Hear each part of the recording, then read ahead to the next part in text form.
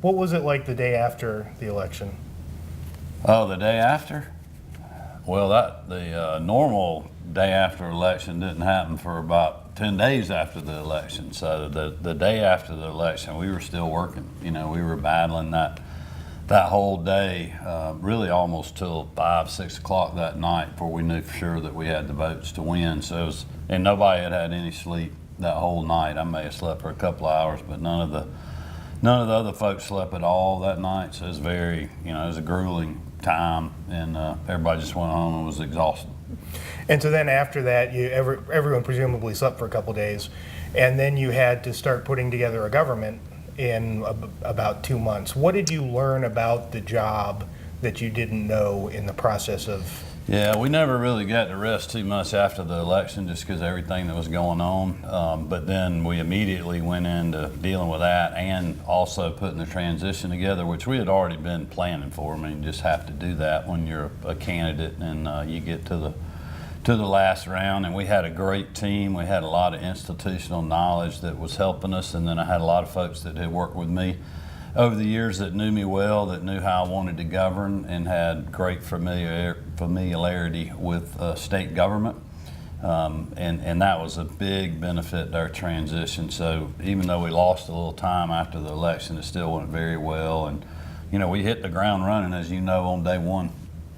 I talked to Governor Deal about when he took office, and he said that when he came in office, he was shocked to find that the state had, I think it was maybe 3 days of operating cash in the rainy day fund. Yeah. And that sort of changed his priorities. Was there anything you learned in preparing to take office that reordered the priorities or brought something to the fore that you hadn't had an opportunity to talk about on the campaign trail? Well, I think from a financial standpoint, Governor Deal left the state in a great position, which I'm very grateful for. But he and I went to really the first kind of update financial meeting with his folks that he put together, and they, all the economists were talking about a potential recession, in the next year or two. And then certainly threats of that, I think, have come even quicker than people thought, depending on how the trade deal works out. And, we had the crash in the stock market, first part of the year. So there was some choppy water even before I took the oath. And, so I definitely have had that on my radar. I don't think we're going to continue to see the revenue growth like we've had. But hopefully it's still going to continue to be good. That's what we're working hard, is just keep a good environment so our private sector can work and we continue to grow jobs in Georgia and have, really be a leader in the country for that. Your Patients First Act, introduced by Senator Blake Tillery, went through the House Health and Human Services Committee earlier this week. Tell us a little bit about what you're hoping to be the end result of that legislation and the process that follows it.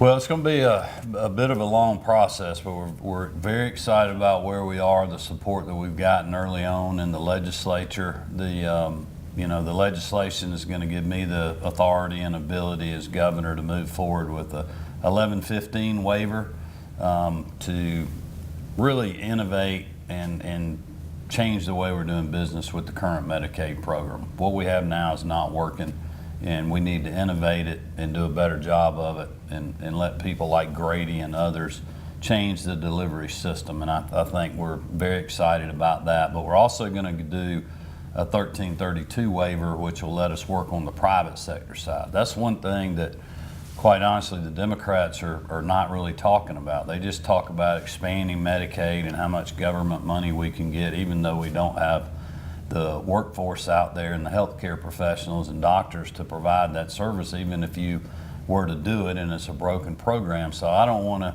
expand on a broken program, but the flip side of that is there's, the majority of Georgians have private sector insurance. And we want to make that more affordable. Those costs have been going up. It's killing hard-working Georgia families.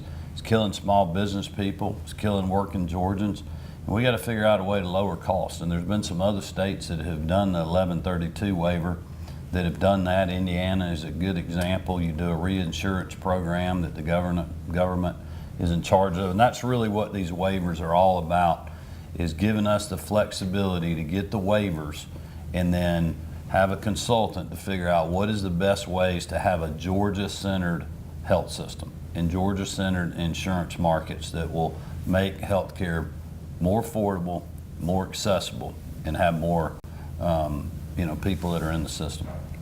One of the other issues that the General Assembly is working on is rural broadband. Mm-hmm. Have you been following that, and what do you think about those efforts? Well, we have been following it. It's a top priority of mine. I know that from really all spheres of influence, I guess, in rural Georgia is very important, whether it's healthcare delivery, innovation and education, the ability to continue to have good opportunities or have more opportunities from a workforce standpoint and economic development standpoint, and just quite honestly a quality of life that will keep people wanting to live in rural Georgia versus moving away because there is no opportunity and they feel hopeless.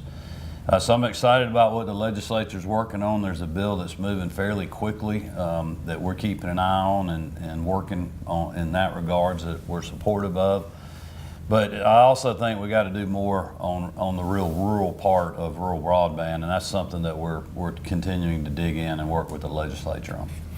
One of the issues that the General Assembly's dealt with, it seems every year for the past 5 or so years, has been a conflict between wanting to have statewide standards for some things like construction or zoning or retail sales of dogs and cats versus local controls where some municipalities or counties might want to do something differently. Is that baked into Georgia's form of government, or is that something that there's a way to reconcile those two? Yeah, that's always a very tough issue. I'm generally a local control guy. I've certainly talked about that a lot, specifically in regards to education policy. And we're actually acting on that with our school safety grants. We're giving complete local control to our local school systems in that regard. I think some of the standards that are out there when it comes to uniformity and building codes and other things, it is appropriate for the state to look at that to make sure that everybody's on the same page. I know when I was building, you go put a septic tank in one county, the permitting and the requirements or what's expected of you or that contractor is different in one county versus another. So it makes it very hard for people trying to figure out, do you want us to do it this way or this way? And I think that's some of what's going on this year, and we'll just have to look at each specific issue to determine whether that's something that the state should be weighing in on or not. Now, when you traveled the state, did you get much chance to eat barbecue? I ate more barbecue than you can shake a stick at. Do you have any places you can recommend that I may not have been to or heard of? Well, I don't know if you may have heard of them. We were talking just the other day. There's a local place in Oconee County, Hot Thomas's Barbecue, that's been there a long time. Now, they have good chili dogs too, so I'm a little bit partial to that. But there's a lot of great barbecue restaurants, and we had a lot of people that just cooked barbecue for us. It wasn't even a restaurant, and it wasn't just barbecue. They were cooking sausage dogs and all kinds of stuff that we had on the trail. So it was a lot of fun. Was Ivanka Trump in Gwinnett today? Yes, she was in Duluth.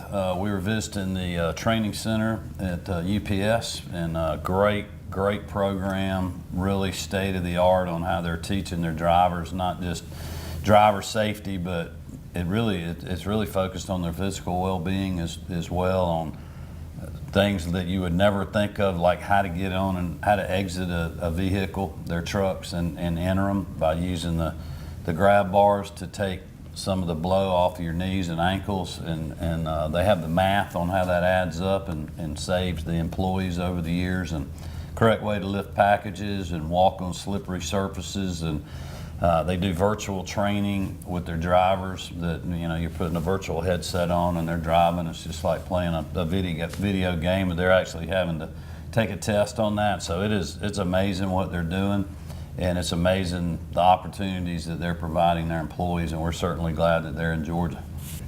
And I would add too, if you give me just a second at liberty here, Ivanka Trump is very in tune to workforce development, and the White House is as well. And she's interested in what the private sector is doing and they're trying to help facilitate and push that, from one of their objectives, the president and others, because they know how important that is. And it's really an issue that I heard about every day on the campaign. It didn't matter what business someone was in, they needed more people, they needed more workforce, and that's something that I'm focused on as governor. Last time I interviewed you, I think we talked about the SEC primary. Yeah, I'm sure we did. In retrospect, how would you say that achieved the goals you had in mind for it? And do you think that's something we can look forward to in 2020? Oh, absolutely. I think it did. Really far exceeded, in my opinion, what we set out to do. We had every major presidential candidate come to our state on both sides of the aisle, some of them multiple times, and it wasn't just like they used to do, fly into Atlanta and do a fundraiser if we could even get one, but we had 3 Republicans that came to the Republican State Convention. I imagine you'll see the same thing happening on the Democratic side this cycle, leading up to the primary here. We had people traveling all parts of our state, so it wasn't just Atlanta centered, which I was pleased to see. It gave Georgians an opportunity to weigh in and let their voice be heard. And I think we'll be another big player again. I think that helped put us on the map. People know how important it is in this whole southeastern region, and that's really what the essence of the SEC primary was to tell people, hey, look, this is a big block of states and delegates at the end of the game, and people need to come here and ask for their vote. And Georgians need to be able to learn about the candidates and their issues and what they stand for. And I think this year 2020 is going to be an interesting year to follow those issues. And based on the last year and a half you spent traveling the state campaigning, what kind of advice would you offer for the candidates who will be in the field in 2020? Well, I think, it's important for them to learn about the great things that we have going on in the state, our big issues. I mean, right now, I'd like to hear some of the Democratic candidates talk about working together to get disaster aid for our farmers in South and Southwest Georgia. I know the wildfires in California and other storms in other places have gotten a lot of press over the years, but this is just as devastating a situation as there probably has ever been in our country when it comes to a storm, generational change, and we need the Congress and our leadership to act and have a disaster relief bill, and I hope those candidates will start talking about that. So that's one thing. I think learning about the great military bases that we have in our state that help protect our national security interest. Agriculture is a huge industry here, but we're also a leader in many other things across the world when you think about financial technology, cybersecurity, healthcare, IT, and we're a great place to do business. And I'm sure those candidates will learn that when they come through our airport and start meeting our people. You signed legislation on school bus safety, and you've got a proposal in the budget for additional funds for schools. Are there going to be any guidelines for how schools can use it, or how much freedom will they have? Well, I think really on the funding mechanism, there'll certainly be guidelines, but we're giving complete local control on how they spend the money. So if they feel like they need to harden the exterior of the school, whether that's self-locking doors, whether it's a metal detector in a secure lobby where everybody checks in like I've seen in certain schools, or whether it's virtual, camera systems, voice systems, we're going to leave that up to the schools to decide, because every school's different and every school needs to tackle that in the best way that they can in their local community. We just want them to use the money properly, and I know that they will. But also we're dealing with the mental health side of the inside of the school. And we have found, and when you do the research, it's not just about hardening the outside of the school. A lot of the issues are mental health issues. People are just snapping in school, whether it's a student or parent or an administrator or whoever it is. Most of the time it's students. There's not the help there to see those signals early and do something about it, or even get treatment. Not just notice it and bring it to someone's awareness, but actually to get that child the treatment that they need. And we're doubling the Apex funding in this year's budget. That's going to be a total of $8.4 million that we're doing to have more high school counselors. And there's a lot of school systems. We toured one in Dahlonega and then Mill Creek and Gwinnett the other day that have great programs already using Apex providers. and it's helping tremendously inside the school. So I'm just as excited about that as I am the school safety funding from a dollar standpoint. One of the problems I suspect with both the opioid overdose and addiction issues, as well as mental health among young people and adults, is the remaining stigma. How do we address that as a state? Is that something that there's a role for government in, or is that just something that private folks? I think definitely public awareness is very important. Kind of like Governor Deal when he touted criminal justice reform, just raising that public awareness on what it is, what it's doing. You know, there's some offenders that we definitely need to give a second chance to, that we shouldn't be afraid of. There's some that we need to be afraid of, and we may need to keep in a penal institution or lock them up again. But I think raising awareness on mental health is certainly getting raised. My wife is very excited about being part of that. Marty's heard that just like I have on the campaign trail. We have an additional $28 million of new funding for mental health that will go directly to local communities through the Department of Behavioral Health. So we're putting our money where our mouth is, but I think we've got to do more to raise awareness, and we're also working on some things in that regard as well.